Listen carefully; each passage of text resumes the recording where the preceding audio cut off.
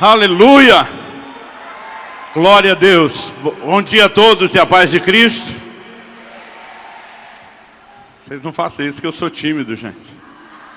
Você pode se assentar. Eu gosto sempre de começar com duas perguntas que eu não canso de repetir. Então vamos lá. Primeira, você está feliz com Jesus?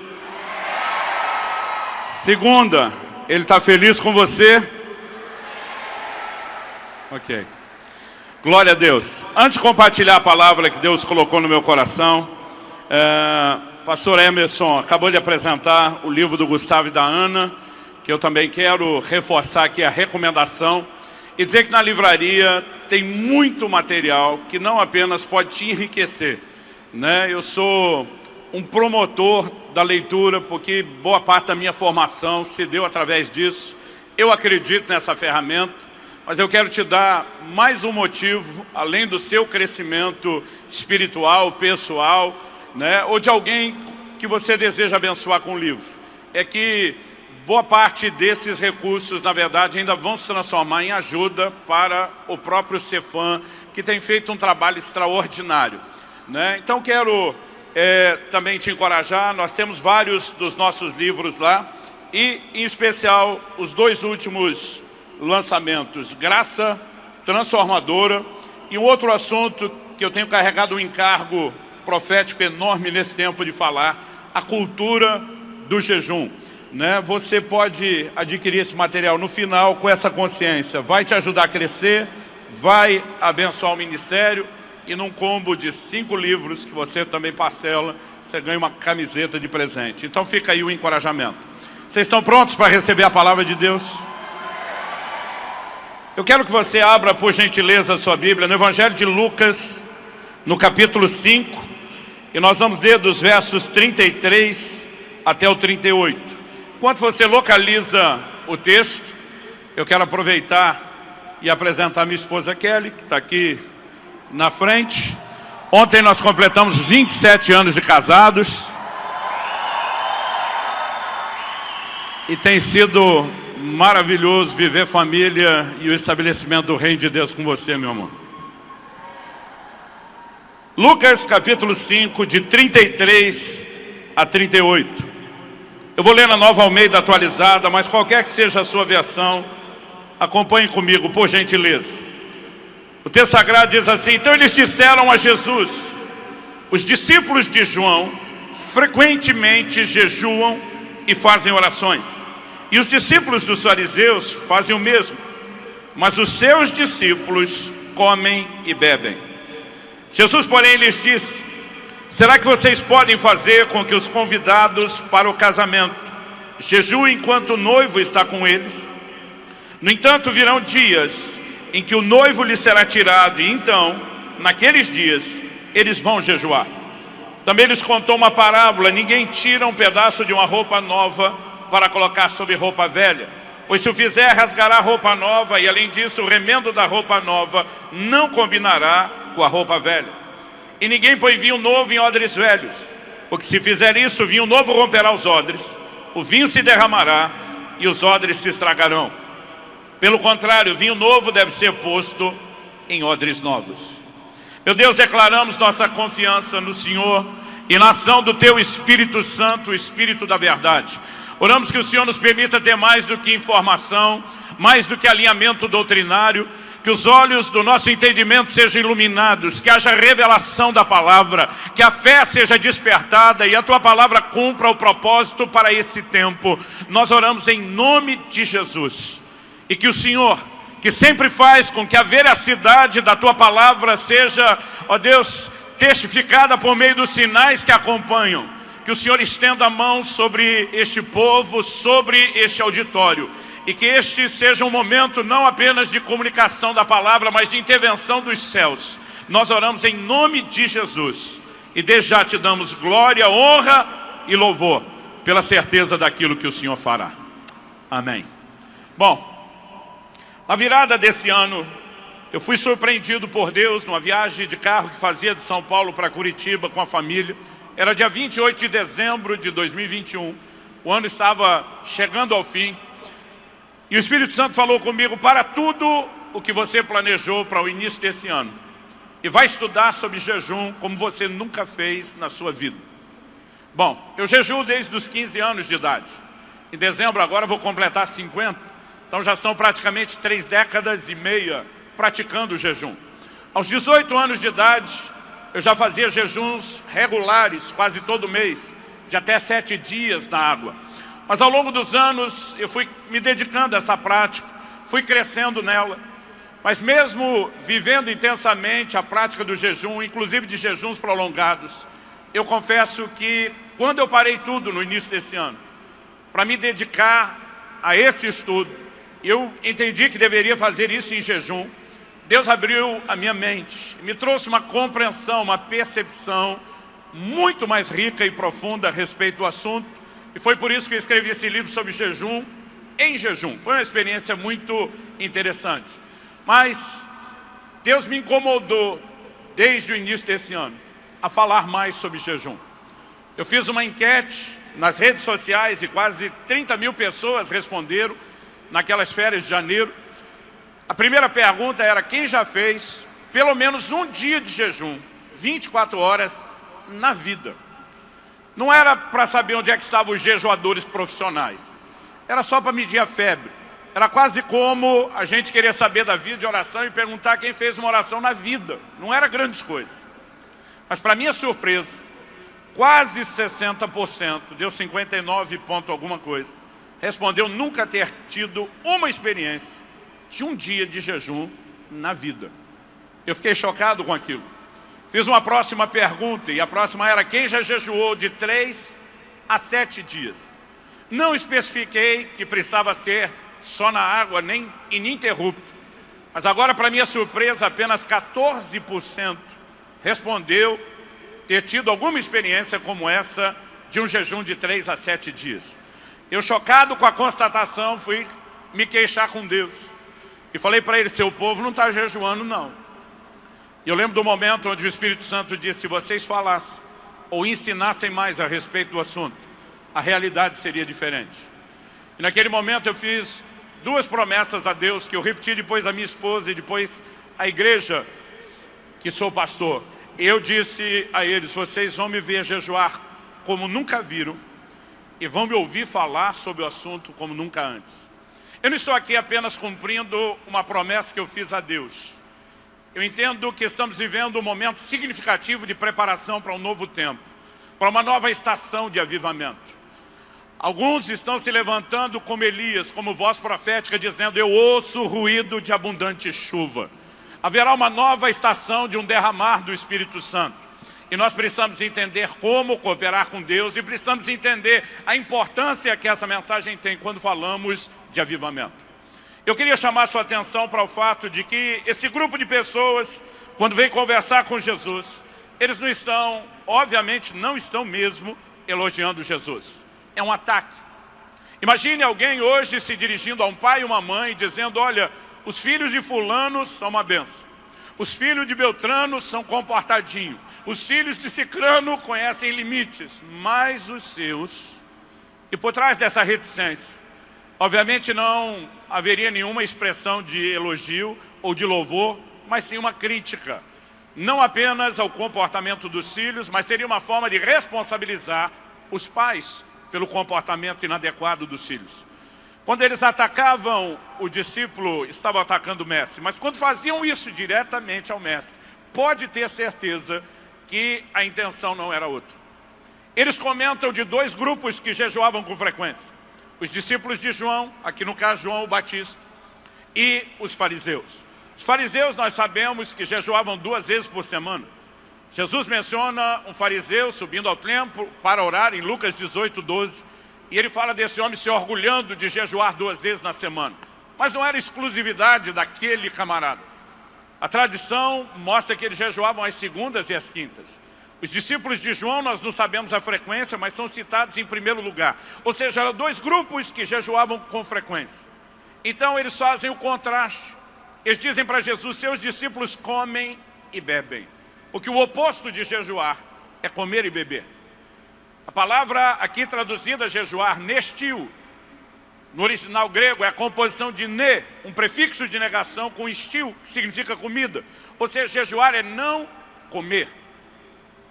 Na nossa época, a palavra jejum virou sinônimo de abstinência. Nós aplicamos isso de forma generalizada a qualquer coisa. Então você pode ler um jornalista esportivo falando de um determinado time que está em jejum de títulos, de um determinado atacante de futebol que está em jejum de gols, porque jejum virou hoje em dia sinônimo de qualquer tipo de abstinência. E é comum você ouvir um crente falar: eu estou em jejum de rede social. E eu não quero dizer que essa abstinência não seja permitida. Eu só gostaria de dizer que outros tipos de abstinência deveriam ser complementares, mas não substitutivas do jejum de alimento. Muitas pessoas me perguntam hoje em dia: o jejum é para hoje? O jejum é para a nova aliança? O jejum é para o crente do Novo Testamento que vive da graça mediante a fé? E eu digo, olha, esse texto de Lucas é um dos textos que mais carregam informações sobre o jejum para nós, os cristãos. Em primeiro lugar, Jesus não entra na discussão apenas do que fazer, que era o jejum em si. Ele vai discutir aqui quando, e ele também vai abordar o porquê jejuarmos. Ele não deixa o assunto confinado ao passado, às páginas do Antigo Testamento. O assunto não só estava sendo discutido no presente, naquela época de Jesus, mas Nosso Senhor claramente sinaliza o foco dele para o futuro. Isso por si já nos deveria ajudar a entender, e eu quero destacar isso em primeiro lugar, que o jejum é para o nosso tempo. Jesus diz, e era uma alegoria cultural que todo mundo entenderia que o ouvia, Jesus diz: os convidados para o casamento não podem jejuar enquanto o noivo está presente. O que é que Jesus estava falando? Em todas as parábolas de Jesus, em todos os evangelhos, todas as vezes que Jesus usa a alegoria do noivo, ele faz com relação a si mesmo. Então Jesus está dizendo, quando o noivo for tirado, e ele se referia a si mesmo, ele não estava falando apenas de 3 dias de ausência entre a morte e a ressurreição, mas Nosso Senhor dizia a partir do momento que ele fosse assunto aos céus. Durante todos os dias da sua ausência, até o dia do seu glorioso e extraordinário retorno, os seus discípulos iriam jejuar. Se isso não é a sinalização clara de que o jejum é justamente para agora e não apenas para antes, me explique o que é que Jesus estava dizendo. Porque há muitas vozes doutrinárias fazendo confusão e tentando dizer que o jejum não é para hoje. Outro dia alguém falou para mim: não, o jejum é uma obra de mérito e não de fé. Eu falei: então não ore, porque os dois aparecem juntos na Bíblia. E a Bíblia trata a oração de um meio da fé, lá em Tiago, no capítulo 1. Peça, porém, com fé, não duvidando. A oração não é respondida por nenhum outro motivo que não seja a fé. E por que que o jejum, o irmão gêmeo da oração, deveria ser visto de forma diferente? Algumas pessoas me dizem: ah, mas tem muita gente jejuando como barganha. Eu digo: e daí? O fato de alguém fazer a coisa certa do jeito errado significa que nós não vamos fazer a coisa certa do jeito certo? Jesus diz em Mateus, no capítulo 6, que nós não deveríamos jejuar como os hipócritas. Eles estavam fazendo a coisa certa do jeito errado. Jesus diz: não imite a forma errada deles de fazer a coisa certa. Faça a coisa certa do jeito certo. Aliás, em Mateus 6,16, Jesus diz: quando jejuardes. Ele nunca diz se jejuardes. O jejum nunca foi tratado como opção, foi apresentado como certo. Alguém me perguntou outro dia: mas há um imperativo no Novo Testamento que ordene o crente a jejuar? Eu disse, honestamente falando, não. Imperativo você tinha no Velho Testamento, um dia ao ano, o dia da expiação, o chamado Yom Kippur. Mas no Novo Testamento, não. Mas quando Jesus diz, quando jejuardes, e ele passa a orientar como fazer algo, ele claramente estava externando a expectativa dele para conosco, de que nós não apenas jejuássemos, mas de que nós fizéssemos a coisa certa da forma certa. Porque, fazendo uso das palavras de John Wesley, o grande avivalista britânico, ninguém instrui como fazer alguma coisa, a menos que espere que as pessoas que ele está instruindo façam aquilo que ele está instruindo a fazer. Eu tenho visto muita gente tentar apresentar desculpas, de ordem teológica que são assim banais. Outro dia um falou para mim: se o jejum fosse importante, as epístolas não fariam silêncio a respeito disso. E a minha pergunta para aquele pregador foi: desde quando as palavras de Nosso Senhor precisam ser revalidadas pelos apóstolos para ter autoridade? Eu falei para ele, eu acho que você está equivocado. É justamente o contrário.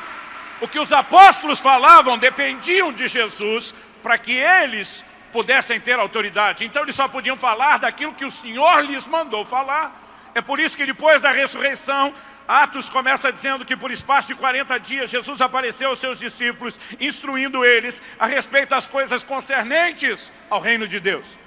Paulo, que aparece depois e se classifica um abortivo, nascido fora do tempo, ele mesmo já escreveu aos Coríntios e dizia, eu vos entreguei o que eu também recebi do Senhor. O que os apóstolos falavam dependia da autoridade de Jesus, mas não o inverso.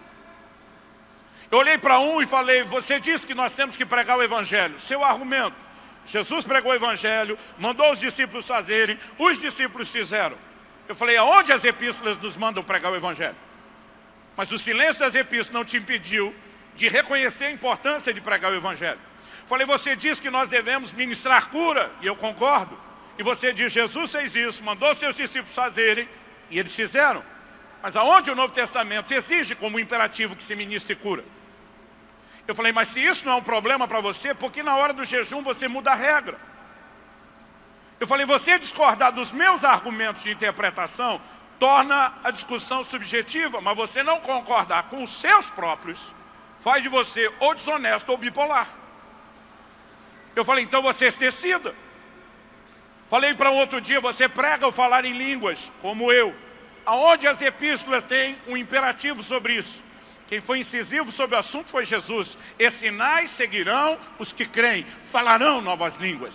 Paulo diz que falar em línguas edifica, ele diz que ele é grato a Deus porque fala mais do que os outros, mas não tem imperativo. Eu falei, mas ainda assim você prega o falar em línguas a despeito da ausência de um imperativo nas epístolas. E terminei falando para aquele pastor. Falei, aonde as epístolas exigem com o imperativo que a gente dê o dízimo? Falei, elas não exigem. Há uma menção no livro de Hebreus, que mostra que quando Abraão se curvou diante de Melquisedeque, figura o sacerdócio de Cristo, e entregou os dízimos, Levi, que estava nos seus lombos, era o seu bisneto, que ainda nem existia, Levi entregou os dízimos a Melquisedeque. E se isso não significa a passagem dos dízimos da antiga para a nova aliança, do velho para o novo sacerdócio, falei para ele, me diga o que significa. Mas ainda assim é um imperativo? Não. Falei, Jesus falou o dobro de vezes sobre o assunto, e para você é suficiente. Mas quando a gente vai discutir o jejum, aí nenhuma dessas regras se aplica. Honestamente, Jesus disse, eles vão jejuar. Você pode repetir isso comigo? Diga, eles vão jejuar. Só mais uma vez, como se tivesse tomado café da manhã, empolgado. Ou como se estivesse jejuando, vai, diga, eles vão jejuar. Eu creio que está chegando um tempo onde Deus vai resgatar a cultura do jejum. Quem crê nisso? Quando olhamos para essas verdades, nós não podemos ignorar o que Deus está apontando. Agora, honestamente, o que o Novo Testamento nunca pontuou com clareza é a periodicidade do jejum. De quanto em quanto tempo você jejua, isso não está lá. Honestamente, o que a Bíblia também não aponta é a duração do seu jejum. Então na Bíblia tem jejuns que duram uma parte do dia, tem jejuns que duram o dia inteiro e tem jejuns de vários dias. Nesses de vários dias, os prazos bíblicos são 3 dias, 7, 14, 21 e 40 dias. Mas Deus não definiu a duração do seu jejum. Então não importa se ele é metade de um dia ou 40 dias, não há uma especificação. A Bíblia também não define o tipo do jejum, e nós temos pelo menos 3. O jejum parcial praticado por Daniel. Está lá em Daniel capítulo 10, versos 2 e 3. Ele diz, durante 3 semanas inteiras, não comeu carne, não bebeu vinho, não comeu manjar desejável. Você exclui alguns tipos de alimento, mas não todos. Outro dia alguém falou para mim, jejum parcial não é jejum de verdade. Falei, fala isso para o anjo, que apareceu dando joinha para Daniel no final, dizendo que a oração foi ouvida. Falei, explica isso para o anjo. A Bíblia diz que João Batista se alimentava de mel e gafanhotos. Muitas vezes alguns se entregam a dietas restritas até por períodos prolongados como uma forma de jejum parcial. Mas temos o chamado jejum normal. O que é o jejum normal? Ingere-se água, mas não se consome outros alimentos. Em Lucas, no capítulo 4, no verso 2, a Bíblia diz que Jesus durante 40 dias não comeu e ao fim dos quais teve fome. A Bíblia não diz que ele não bebeu e nem que não teve sede. Sempre que a Bíblia não é específica a respeito da ingestão de água, pressupõe-se que houve. Agora, temos também o mais austero de todos os jejuns, o chamado jejum total. Nele não se consome alimento nem água. Foi o jejum que Paulo fez em Atos 9. Foi o jejum que Esther conclamou nos seus dias. Foi o jejum que o rei dos ninivitas proclamou quando Jonas pregou a sua mensagem.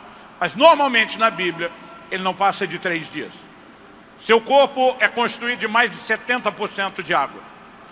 E com 5 dias sem água, o seu organismo pode começar a entrar em falência. Então jejuns prolongados sem água, além desse período de 3 dias, já entra numa classificação que a gente chama de sobrenatural. E ninguém deveria brincar com isso, a menos que tenha comando expresso dos céus e muita certeza de que foi direcionado a isso. Mas honestamente a Bíblia não define nem a periodicidade, nem a duração e nem o tipo do jejum. Isso significa o quê? Que ou o Espírito Santo te dirige, ou você jejua do jeito que quiser. Outro dia alguém me perguntou, pastor, quais são as regras do jejum? Falei, a regra é que não tem regra. Então, ultimamente, eu aproveitei uma frase que já virou meme para aplicá-la ao jejum. Eu digo para o povo da nossa igreja, repetir, eu digo assim para eles, falem comigo, meu jejum, minhas regras. Outro dia um falou para mim, pastor, eu posso jejuar a pão e água? Eu falei, você pode jejuar até comendo pastel e tomando caldo de cana. O jejum é seu. Agora, se o Espírito Santo te dirigir, você o obedece. Se não, você escolhe. O que nós não podemos é escolher não jejuar. Quem está acompanhando? Porque se espera que nós jejuemos. Então, quando você vai fazer isso? Como? De quanto em quanto tempo? É sua decisão. Mas se espera que a gente faça. Algo que eu e você precisamos entender é que durante muito tempo nós tivemos muito silêncio sobre o assunto do jejum. Quando eu jejuei a primeira vez, eu tinha 15 anos de idade. Ninguém falava nada sobre o assunto. E nós acabamos um grupo de adolescentes pulando uma refeição só, que era o almoço. E ainda fizemos isso enchendo o bucho de refrigerante. Porque alguém perguntou, mas não desmaia não? E quem propôs jejum falou, olha, eu acho que não, porque ninguém sabia nada. E aí nós ficamos aquele tempo do almoço sem comer, regado à oração, intercedendo pelo único do grupo que ainda não tinha sido batizado no Espírito Santo. Era a nossa primeira experiência. A gente já tinha tomado café da manhã quando alguém sugeriu, vamos jejuar o almoço. Eu lembro que um perguntou, mas pode pular uma refeição depois que a gente já comeu no dia? O outro falou, claro que pode. Um falou, tem certeza? Ele falou, eu acho que pode. E ninguém sabia nada. Aí um perguntou, não desmaia? Um falou, não sei. Aí outro sugeriu, então vamos tomar refrigerante. Eu sei que nós fizemos um jejum de uma refeição só, regado a refrigerante. E alguém à tarde soube, esculhambou a gente, porque sempre tem um fariseu para dar pitaco no jejum dos outros. Eu lembro daquele cara falando, nem bala açucarada pode ir na boca no jejum, vocês tomaram refrigerante, no jejum de uma refeição só. Aquele cara falou, isso é uma vergonha, não é jejum. Eu fiquei mal. Falei para Deus, desculpa aí, prometo melhorar da próxima vez. Mas à noite, quando aquele nosso amigo finalmente foi batizado no Espírito Santo, ninguém tirava da nossa mente que o jejum combinado à oração tinha produzido efeito. Foi nesse dia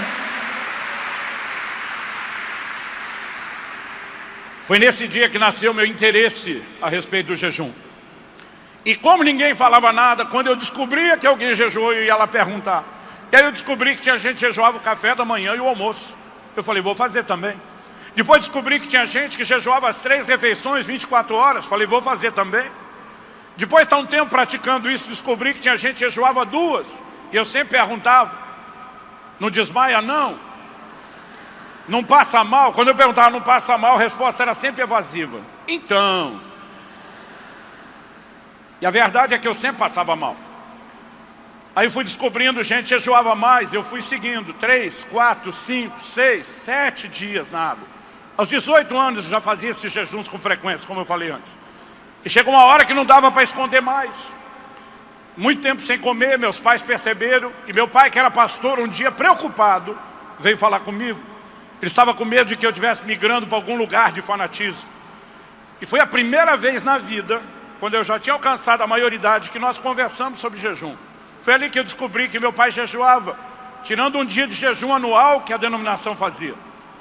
Eu lembro que eu fiquei revoltado, falei, pai, eu estou perguntando para os outros, tentando aprender na rua, e eu não sei que o senhor, meu pai, meu pastor, jejua. Meu pai disse assim, Jesus falou que não é para contar para os outros.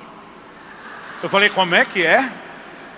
Não, Jesus disse em Mateus 6 que quem jejua não é para contar. Eu falei, pai, com todo respeito, normalmente quando alguém fala com todo respeito, vai chegar no limite da falta de respeito. Falei para ele, não foi isso que Jesus falou, não. Eu sei o que ele ensina em Mateus 6, sobre a discrição, sobre não tocar trombeta, sobre não se vangloriar. Mas antes disso, em Mateus 5,16, ele tinha lido que brilhe a vossa luz diante dos homens, para que eles, vendo suas obras, glorifiquem a Deus. O problema não é se o que a gente faz é conhecido ou não. A questão é se eu me promovo para ter vanglória, ou se os outros percebem de maneira que Deus receba a glória. Falei, a questão tem mais a ver com a motivação. Eu lembro que eu falei para meu pai, até porque Jesus não mandaria a gente fazer algo que ele não fez. Ficar em silêncio quando ele não ficou. Meu pai me olhou e falou, como é que é? Falei, pai, como é que nós sabemos que Jesus jejuou? Ele estava sozinho no deserto. Ele vazou a notícia. Até porque ele ensinava pelo exemplo. João 15,13, quando ele lava os pés dos discípulos, ele diz, eu vos dei exemplo para que como eu fiz, vocês também façam. Como é que ele ia mandar a gente jejuar sem mostrar que ele mesmo jejuava? E se ele mostrou, como é que seria proibido mostrar? Aí eu falei para o meu pai, em Mateus 6, a Bíblia fala sobre a descrição das esmolas. Mas em 1 Timóteo 5, quando a Bíblia decide qual viúva seria sustentada pela igreja, a Bíblia diz que tinha que ter testemunho de boas obras. Falei, se ela tivesse feito tudo escondido, ela não ia ser sustentada pela igreja. A questão não é esconder, é não se vangloriar. Quem está acompanhando? E na época eu falei para meu pai, quem não jejua já não fala porque não faz. E quem jejua não fala para não pecar, não perder a bênção. Como é que nós vamos aprender? Mas foi no início desse ano que Deus falou comigo e disse, guardadas as devidas proporções, você não foi muito além da geração dos seus pais. Só as pessoas bem próximas acompanhavam o que você fazia, o que você ensinava. Nós estamos vivendo um tempo onde Deus vai trazer luz sobre o jejum em larga escala. Então, me deixa avançar e te apresentar a ideia de que Jesus não apenas discute para quando era o jejum, mas ele também apresenta a ideia de porquê.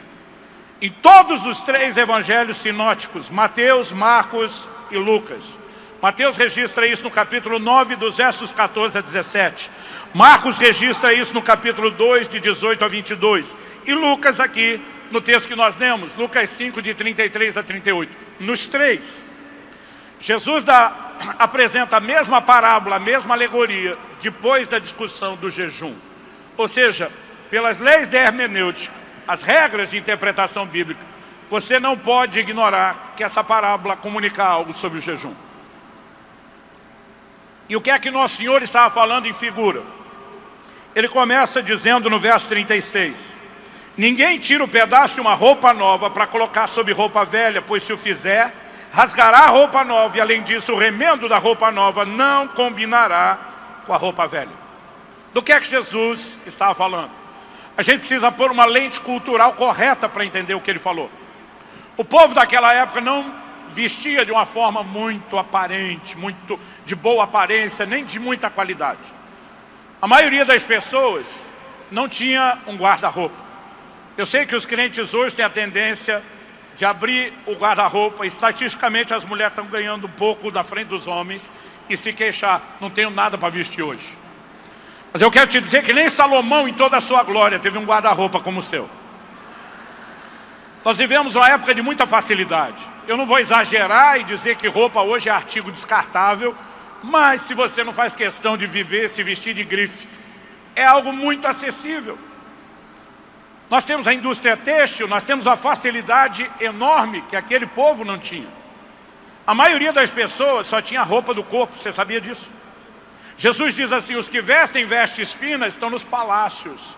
Era o topo daquela pirâmide social que se vestia bem, a maioria das pessoas não. Por quê? Porque não tinha condições.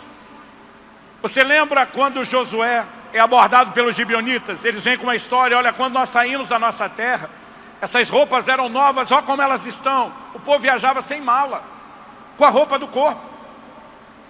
Foi isso que Jesus disse aos discípulos, quando vocês forem pregar o evangelho, não levam uma segunda túnica. Ele está dizendo, viaja com a roupa do corpo. Agora imagina você viajar a pé, transpirando o dia inteiro, dormindo relento no chão, tomando banho enquanto lava a roupa no rio. Não tinha como aquilo durar. E nem como está bem apresentável, limpo, passado ou não está remendado. Agora imagina que a maior parte do povo está vestido com a roupa já rota, velha, suja, rasgada. E alguém oferece uma muda de roupa nova. Diferente de hoje, que a gente tem composição, camisa e calça. Todo mundo naquela época usava túnica. Os homens não gostam muito, mas todo mundo usava vestido. Vamos deixar claro. Então alguém está com a roupa rota, estragada, remendada. E outro vem e oferece uma roupa nova. O que eu e você, presumimos que seja o bom senso, descarta a velha, trocando ela pela nova. Agora Jesus está dizendo que ninguém nessa condição, ele diz ninguém faz. Ninguém faz não é impossibilidade, ele está falando de bom senso. E nem precisa de muita inteligência para isso. Ninguém faz o quê? Não precisa de toda essa roupa nova, é muito pano. Só tem uns buracos faltando aqui. Em vez de me dar tudo isso, deixa eu recortar só os pedacinhos que eu preciso. Jesus está dizendo, ninguém vai fazer uma coisa dessa. Mas se ninguém faz no natural, por que é que ele está ensinando? Porque ele sabia que no espiritual, muita gente ia querer cometer essa insensatez. E até hoje, tem muito crente querendo viver de remendo, em vez de viver de renovo. Nós precisamos entender o que está sendo dito. Nós não fomos chamados a viver de remendo, e sim de renovo, é para trocar as vestes. Jesus falava do quê? De uma questão de estrutura. O novo de Deus, o novo do Evangelho, não pode ser adaptado numa estrutura velha de vida. O velho tem que ser descartado, trocado pelo novo. É mudança e não adaptação na estrutura. Quem está acompanhando? Quando ele conta a próxima parábola, ele fala a mesma coisa com uma outra roupagem. Ele diz, ninguém coloca vinho novo em odre velho, que era um odre. Era um cantil, uma bolsa feita com o couro do animal. Em toda a Bíblia você vai ver uma menção de um cantil contendo água, de um odre contendo água. Uma menção de um odre contendo leite. Todas as outras estão relacionadas com o vinho. Por quê? Quando o suco de uva era espremido lá no lagar e tirado, e isso significa vinho novo, ele ainda não foi fermentado. Havia uma fermentação natural do açúcar da fruta. Quando ele ainda não tinha passado a fermentação e era guardado na bolsa, eles fechavam e lacravam a bolsa. Ao limitar a exposição da uva a uma quantidade igualmente limitada de oxigênio, eles controlavam o processo de fermentação. É por isso que o odre está tão associado ao vinho. Mas se alguém pegasse um odre velho, uma bolsa de couro ressecada, quando começasse a pressão da fermentação, a bolsa não ia suportar. O odre iria rasgar, e se perdia o odre, e se perdia o vinho. O que é que Jesus está falando? A mesma verdade. O vinho novo fala daquilo que de novo Deus nos comunica por meio do Evangelho. E o novo de Deus não pode ser adaptado numa estrutura velha de vida. Tentar adaptar o novo de Deus numa estrutura velha de vida dá prazo de validade ao Evangelho. E talvez essa seja a razão pela qual a igreja brasileira, que tem milhões de fiéis, também tem milhões de desviados, quase o mesmo número. Nós estamos pregando o Evangelho com prazo de validade, quando deixamos as pessoas acreditarem que o novo de Deus pode ser adaptado numa estrutura, numa estrutura velha de vida. Não pode. Agora, pastor, o que é que o jejum tem a ver com a questão da estrutura? Em primeiro lugar, eu vou te dizer o que eu e você não precisamos. Nós não precisamos entender tudo o que Jesus falou para acreditar no que Ele falou. Isso tem que ser um ponto. Porque hoje nós somos parte de uma geração que, se a gente não explicar a ordem, a gente não obedece à ordem. Isso é um grande equívoco. Jesus diz em Marcos 4:26 que o reino de Deus é semelhante a um homem que planta uma semente e ela brota sem ele saber como. Eu e você não precisamos entender nada de germinação para ver a semente germinar. O que a gente precisa é plantar. Não importa se quem plantou conhece tudo, é um engenheiro agrônomo com todas as especializações possíveis na área de germinação, ou se é um leigo como eu, você e muitos de nós. Aliás, o leigo pode plantar e sem saber ver a semente germinar. O engenheiro agrônomo pode saber tudo e não ver resultado nenhum se ele não plantar, porque a semente não brota pelo conhecimento, ela brota pela prática. Então deixa eu dizer, o jejum não funciona para quem entende. O jejum funciona para quem pratica. Eu tenho visto gente que entende tudo o assunto, mas não jejua. Eu tenho visto gente que jejua sem entender, mas tem resultados. Aliás, enquanto escrevia o livro no início desse ano, e Deus foi abrindo minha mente para entender biblicamente os resultados, a constatação que eu tive é: eu estou experimentando isso por anos, só não tinha enxergado o processo explicado antes, mas que ele já estava funcionando, já estava. Quando as pessoas me perguntam por que jejuar, eu gosto de dizer: ei, o jejum não muda Deus, o jejum muda você. Jejum é uma ferramenta, é um recurso para que você experimente mudanças. Outro dia, uma pessoa questionando o jejum na Nova Aliança, falou para mim: não, isso aí é uma obra de mérito e não de fé. Eu falei: meu amigo, tu devia estudar a Bíblia um pouquinho mais. Além de que, eu falei para ele, já te vi levantando oferta. E eu vi você pregando para o seu povo que quem semeia pouco, colhe pouco. Quem semeia muito, colhe muito. Interessante que você em momento nenhum falou que a colheita era baseada na graça. Você disse que cada um é que escolhe e determina. Ele falou: mas é bíblica, é uma lei espiritual de semeadura e ceifa. Eu falei: eu concordo. Mas quem foi que te disse que a lei é só para oferta? Paulo diz em Gálatas 6, nos versículos 7 e 8, de Deus não se zomba. Tudo que o homem semear também ceifará. Quem semeia para a carne, da carne colhe corrupção. Quem semeia para o espírito, do espírito colhe vida eterna. Eu falei: por que isso também não é uma lei espiritual para você? O cerne da obra de santificação se chama mortificação. Quando você nasceu de novo, recebeu uma nova natureza, a natureza de Deus no seu espírito. Mas Jesus explicou para Nicodemos: o que é nascido da carne é carne, o que é nascido do espírito é espírito. No seu espírito você tem uma nova natureza, mas na carne você tem a velha, a de Adão. E até que Cristo volte, o corpo seja glorificado, a velha natureza não foi embora. E o pau está quebrando entre as duas. Por isso que Paulo diz: no tocante ao homem interior, eu tenho prazer na lei de Deus, mas vejo nos meus membros outra lei, que guerreando com a lei da minha mente, me faz prisioneiro do pecado, por causa dessa briga. Em Romanos 8,5, Paulo diz: os que se inclinam para o Espírito, cogitam, pensam das coisas do Espírito. Mas os que se inclinam para a carne, cogitam, pensam das coisas da carne. Não tem nada a ver com mérito, tem a ver com inclinação, tem a ver com semeadura e ceifa. Eu aprendi aos 15 anos de idade, e quero deixar o crédito aqui, ouvindo a irmã Valnice Milhomes pregando. Ela dizia: a carne não converte, tem que ser mortificada, tem que ir para a cruz. E ela ainda dizia: não adianta pedir com gentileza, dona carne, poderia por favor se comportar? Paulo nos ensinou que é na violência. Ele diz: eu esmurro o meu corpo, eu reduzo a escravidão, para que depois de ter pregado eu mesmo não venha a ser desqualificado. Nesse processo de inclinação, nós vamos praticar mortificação. Em Romanos 12, Paulo diz: eu rogo que vocês apresentem os vossos corpos como um sacrifício vivo. Sacrifício vivo é um paradoxo, uma aparente contradição, porque sacrificar é matar. Como é que o sacrifício é vivo?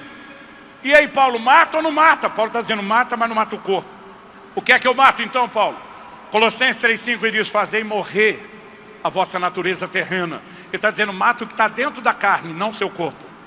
Romanos 8,13 disse: pelo Espírito mortificades os feitos do corpo. Mortificação é o cerne da obra de santificação. E o jejum não é ele sozinho a obra de mortificação, mas é um recurso para a mortificação da carne, que acompanhado da sua irmã gêmea oração, nos inclina à consciência da nova natureza. Quem jejua com frequência ou regularidade vai entender melhor o que eu estou dizendo agora. O centro de gravidade muda.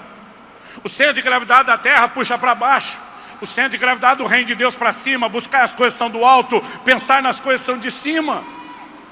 Nós somos parte de uma geração que fala muito do avivamento, mas está preso num outro centro de gravidade, desejando outras coisas, tanto quanto, se não mais, o avivamento que nós falamos. Está na hora da gente começar a se desprender mais e ser sugados pelo centro de gravidade do reino de Deus.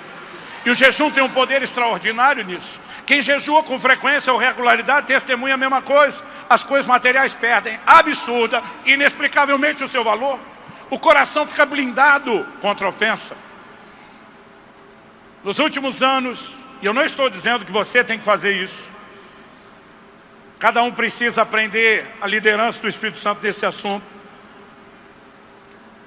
Mas nos últimos anos, Deus vem me chamando com uma certa frequência e regularidade para jejuns prolongados. E foi só quando eu cheguei nesses jejuns de 40 dias, que eu tenho repetido mais, que eu comecei a perceber com a clareza como nunca antes o impacto que o jejum tem na mortificação da carne. Quando as pessoas me perguntavam, pastor, qual a diferença de um jejum prolongado e um curto? Eu sempre brincava dizendo só a duração. Mas hoje, honestamente, eu acrescento essa resposta. Eu digo o nível de mortificação. Quanto maior a frequência, ou jejuns prolongados ou mais frequentes, você percebe uma mudança no nível de mortificação. Em 2018, quando Deus me chamou o meu primeiro jejum de 40 dias, eu entrei em crise profunda. Quando as pessoas me perguntam por quê, eu digo, olha, são muitas respostas, mas uma delas, meu temperamento é colérico. Para quem não sabe o que é, barraqueiro por natureza.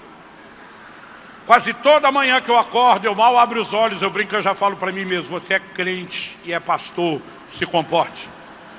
Eu brinco, eu mal dei a primeira espreguiçada, o Espírito Santo já está sussurrando no meu ouvido.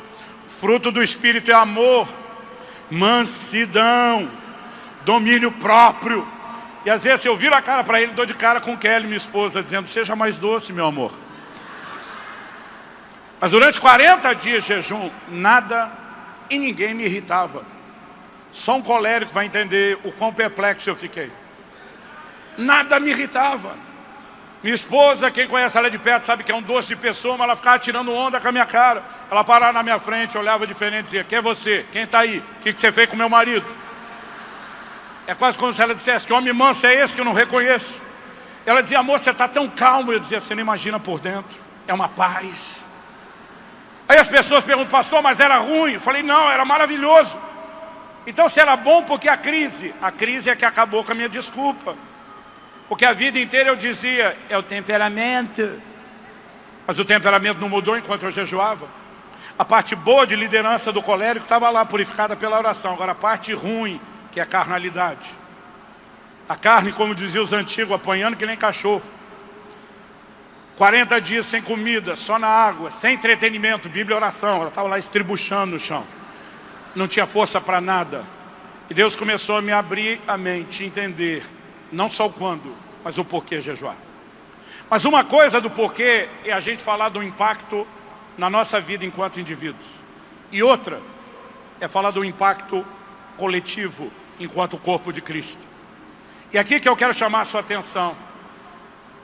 E agora eu gostaria de passar de alimento líquido para alimento sólido. Vamos para a conversa madura agora. Jesus disse que enquanto o noivo estava presente, seus discípulos não jejuariam. Mas quando o noivo fosse tirado, eles iriam jejuar. Isso faz a gente pensar no que determina o início do tempo de jejum dos discípulos de Jesus. Mas o que a gente não para pensar é que Jesus não falou só de quando o noivo se ausentasse os primeiros dias, mas durante todo o tempo da sua ausência, até a sua volta, a igreja deveria jejuar. No entanto, eu ouso dizer a você que o jejum terá um papel significativo no tempo do fim, para a preparação da vinda de Cristo.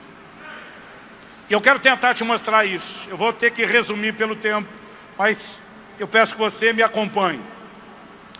Em Atos, no capítulo 3, nos versos 19 a 21, Pedro, ele está pregando sobre Jesus, ele diz, arrependei-vos e convertei-vos, para que venham da parte do Senhor os tempos de refrigério, sejam apagados os vossos pecados. E ele diz assim, envie ele o Cristo. Quando ele diz envie ele o Cristo, ele está falando da segunda vinda, não da primeira. Até porque Cristo já tinha vindo, morrido, ressuscitado, sido assunto aos céus. E diz, envie ele o Cristo, qual convém que os céus recebam. Outras traduções diz, segurem, contenham, até o tempo da restauração de todas as coisas de que Deus falou pela boca dos seus santos servos, os profetas.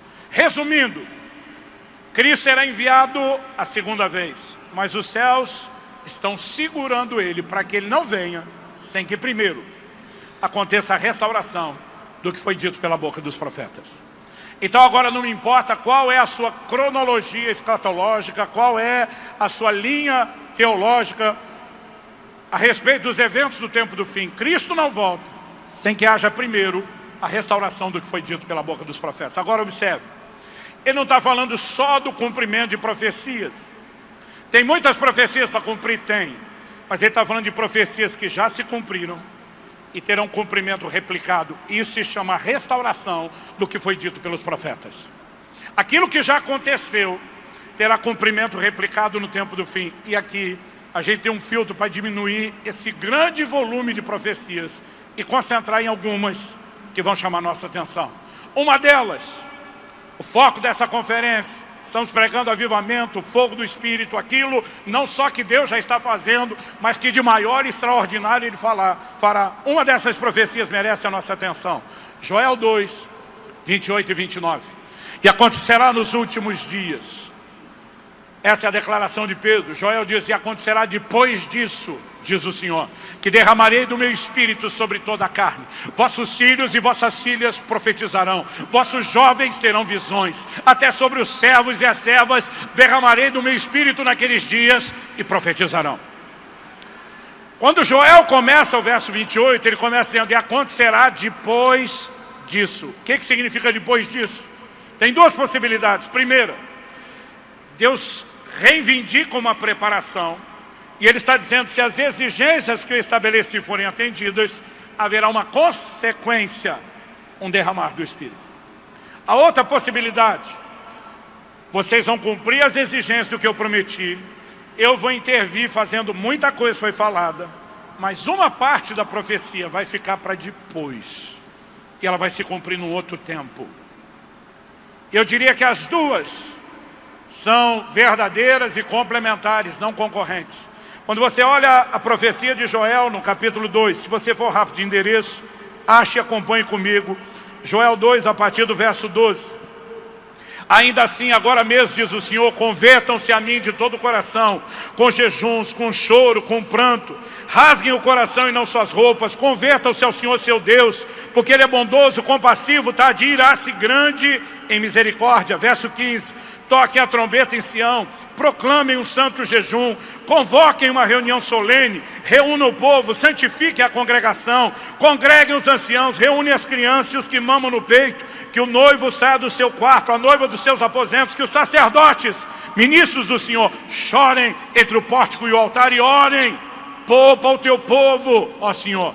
Depois de tudo isso, o verso 18 diz, então o Senhor teve grande amor pela sua terra e se compadeceu do seu povo.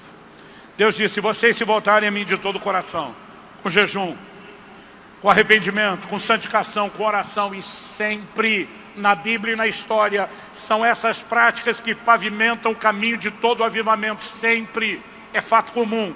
Deus disse, se vocês se voltarem, eu vou intervir. E o verso 18 diz, Ele teve compaixão do seu povo. Houve resposta imediata quando eles cumpriram aquilo que Deus pediu. Qual foi a resposta? Verso 19. O Senhor respondeu ao seu povo, eis que lhes envio o cereal, o vinho, o azeite, e vocês ficarão satisfeitos.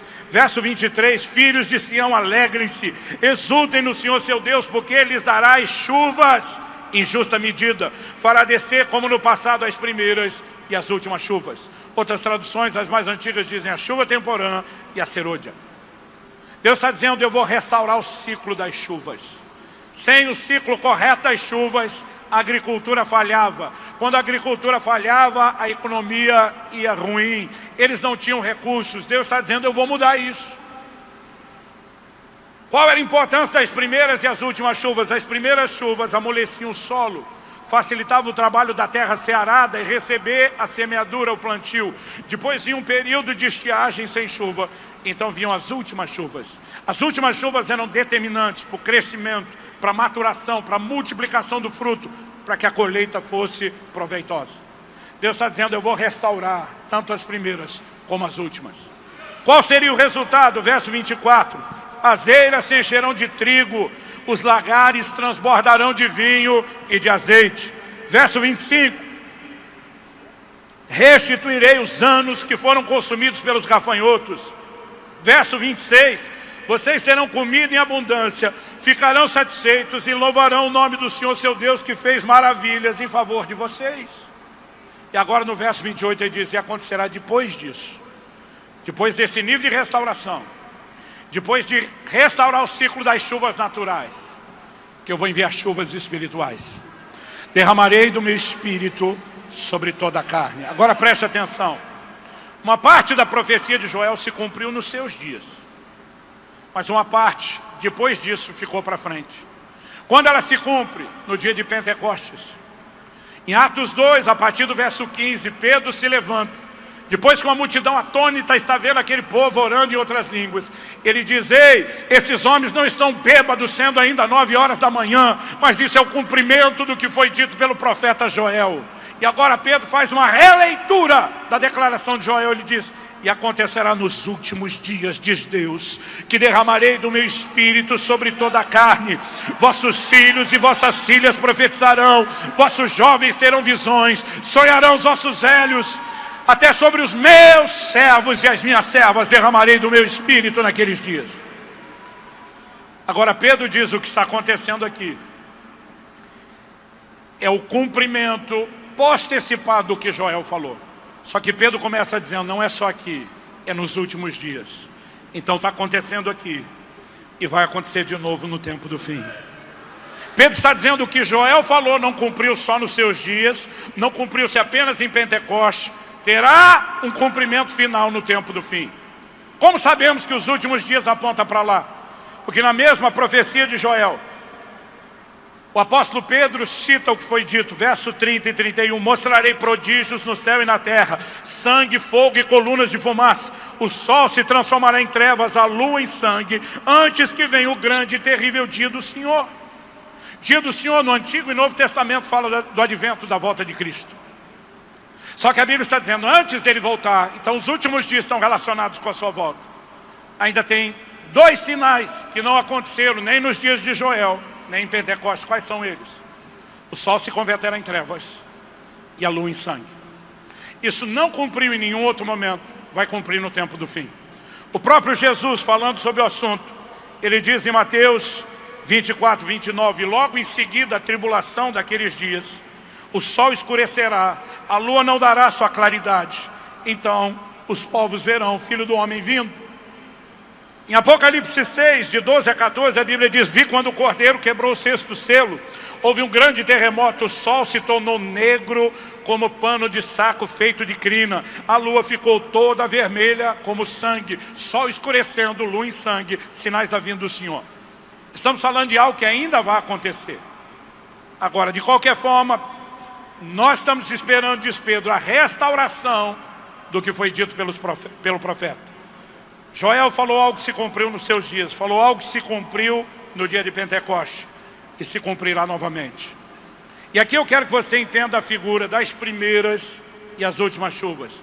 As últimas chuvas eram mais intensas e abundantes que as primeiras. As primeiras facilitavam e favoreciam o plantio, as últimas eram determinantes para a colheita. Então me ouça com atenção. A maior colheita de todos os tempos da história do Evangelho ainda está para acontecer. E preste atenção, o maior derramar do Espírito jamais visto por essa terra ainda está para ser presenciado e testemunhado. Então entenda um desenho bíblico. Em Tiago, estamos falando da vinda de Cristo. Tiago capítulo 5, verso 7 e 8, a Bíblia diz: irmãos, sejam pacientes até a vinda do Senhor. Eis que o lavrador aguarda com paciência o precioso fruto da terra, até receber as primeiras e as últimas chuvas. Sejam também vocês pacientes e fortaleçam seu coração, pois a vinda do Senhor está próxima. Por que é que Tiago pediu paciência? Porque desde a primeira geração se pregava a volta iminente de Cristo, ele chegará a qualquer momento. No início o povo foi para um comportamento extremado. Qual era o extremo?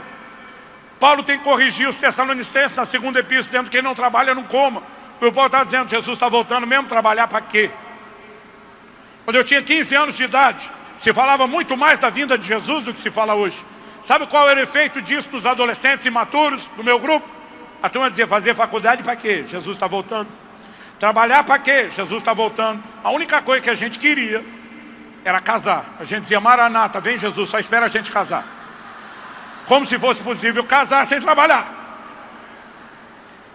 Agora, o povo foi de um extremo ao outro. Em 2 de Pedro, capítulo 3, Pedro diz que as pessoas começaram a zombar da promessa da vinda de Jesus, dizendo desde que os pais, a primeira geração apostólica, começaram a morrer. Ele diz, tudo está como desde o início, desde que os pais dormiram. Cadê a vinda do Senhor? E agora Tiago está dizendo, gente, sejam pacientes. Ele prometeu voltar, ele vai voltar. Mas ele dá um exemplo que não é só da nossa paciência. Não é só o exemplo do agricultor que inspira a nossa paciência. E diz, o agricultor espera com paciência não só as primeiras, mas as últimas chuvas. Porque se ele se antecipar e colher antes das últimas chuvas, ele vai sabotar a própria colheita.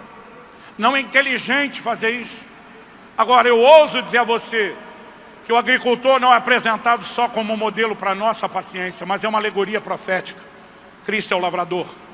Nós somos o precioso fruto da terra. E Ele só não veio ainda porque Ele está sendo paciente. Ele está de olho na maior colheita de todos os tempos. Quem está entendendo, diga amém. É aí que você vai entender, 2 de Pedro 3,9. O Senhor não retarda a sua promessa, ainda que alguns a julguem demorada. Pelo contrário, Ele é paciente com vocês, não querendo que ninguém pereça, mas que todos cheguem ao arrependimento.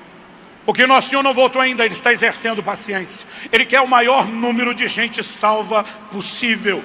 E Ele não pode vir antes das últimas chuvas. Pastor, o que isso tudo tem a ver com o jejum? Para que a primeira etapa da profecia de Joel se cumprisse, Deus diz, volte-se a mim de todo o coração com jejuns. Proclamem um santo jejum. O jejum não está sozinho. Lá tem arrependimento, santificação, oração e jejum. Mas como é o nosso assunto, eu vou focar aqui o jejum. Até porque as outras áreas nós já estamos assistindo há um tempo a restauração delas. Mas Deus vai resgatar a cultura do jejum. O jejum foi uma peça fundamental para que Deus tivesse compaixão do seu povo. Naquele processo de voltar-se para o Senhor, na primeira etapa da profecia de Joel. Quando a segunda etapa está aproximando o cumprimento, algo começa a mudar na nação de Israel. Um doido de pedra chamado João Batista aparece se alimentando só de mel e gafanhotos, botando seus discípulos para jejuar com frequência, até mesmo maior do que a dos fariseus. No dia em que ele, o precursor de Cristo, batiza o Senhor Jesus, o apresenta publicamente dizendo, eis o Cordeiro de Deus. A voz do Pai Celeste faz ouvir. Jesus pega o bastão e diz, agora é comigo. Jesus sai dali para onde? 40 dias, orando e jejuando. E o jejum começa a ser restaurado como uma preparação para o segundo cumprimento da profecia de Joel. Quem está acompanhando? Se na primeira e na segunda etapa o jejum foi uma ferramenta indispensável, de onde nós podemos concluir que para a terceira e última etapa de cumprimento do tempo do fim, ele se tornaria dispensável. O jejum terá um papel predominante quando falamos de um impacto coletivo, à medida que a cultura do jejum é resgatada. Pastor, o que o senhor quer dizer com cultura do jejum? Não é quando alguém fez apenas um jejum na vida. É quando isso começa a se tornar mais frequente e recorrente, não só na vida dela, mas na vida de todos nós. É quando isso começa a se alastrar e queimar e se espalhar como fogo em capim seco. E me ouça com atenção, Deus vai fazer isso no mundo, mas de uma forma única, singular. O Brasil vai viver um despertamento para o jejum. Já estamos vivendo isso, mas vai tomar proporções maiores. Quem tem ouvidos para ouvir, ouça o que o Espírito diz, a igreja, diz a Escritura. Há uma convocação profética para nos rendermos ao jejum. Se você vai estudar a história dos avivamentos, não existe lugar nenhum onde ele não foi precedido por oração, consagração e santificação a Deus envolvendo jejuns. Cultura do jejum é quando isso se torna frequente, intenso e massivo. Em 2009 eu estava pregando no Japão, fiquei lá com a minha esposa por 2 semanas, escapamos 2 dias, fomos para a Coreia. Queríamos conhecer a montanha da oração do pastor Cho. Quando chegamos lá, eu já tinha ouvido falar isso, mas não acreditei. Placas de advertência em coreano e inglês por toda parte. Proibido jejuar mais do que 40 dias. Falei, o quê? Na época eu não tinha feito nenhum de 40, agora foram vários. Eu mal conhecia pessoas que tinham jejuado tanto tempo. Falei, aqui eles têm que proibir o povo. Se não proibir esse povo além dos 40, que a gente nunca faz. E tinha muitos pastores se perguntando por que é que as maiores igrejas do mundo estavam e ainda estão na Coreia. Você acha que é coincidência? Eu não. Vamos ficar em pé para parecer que está acabando.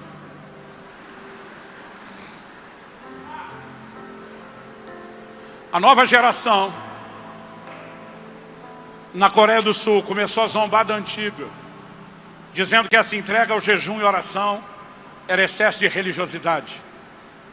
As maiores igrejas do mundo ainda estão lá, mas sabe o que começou a ver? Junto com o abandono da prática, ou com a diminuição dela, começou a haver um declínio nas igrejas. Histórica e estatisticamente isso se repete. Se eu e você não nos entregarmos devidamente ao jejum, não cooperaremos para que as últimas chuvas venham. E os céus vão reter Jesus para que Ele não volte sem que venham as últimas chuvas. Toda a paciência exercida até agora é visando a maior colheita de todos os tempos. Eu sei que eu estou sendo simplista para falar de uma coisa profunda em pouco tempo aqui no final, mas eu preciso provocar a sua fé. Há uma convocação de Deus para que a gente entre nesse lugar. Ninguém pode te dizer a periodicidade, a duração e nem o tipo do seu jejum, nem eu. O que nós só não podemos é escolher viver tão alheios à prática do jejum. E talvez à medida que entendemos sua importância para o avivamento, isso fará diferença. Vamos levantar a voz a Deus e clamar. Meu Deus, Sua palavra foi compartilhada, mas se o Senhor não vivificá-la, ela terá sido mero discurso e nós precisamos mais do que isso. Sopra Teu fôlego de vida sobre cada um de nós. Desperta-nos, ó Deus, no contexto do tempo, da estação, da fase de maturidade, do plano, ó Deus, ministerial. Mas nós oramos por um sopro, em especial sobre a nação brasileira aqui representada, que nos leve, ó Deus, a uma entrega ao jejum sem precedentes. Nós oramos pela restauração dessa disciplina. Nós oramos, ó Deus, pela restauração do jejum, da cultura do jejum. E oramos por uma geração que, ao entender a sua importância, coopere contigo e se determine a entrar em lugares profundos das águas do Espírito. Se determine a buscar, ó Deus, esse avivamento planejado e provisionado. Que os céus se rompam, que esse ruído de abundante chuva que temos escutado se torne realidade. Nós clamamos em nome de Jesus. Em nome de Jesus.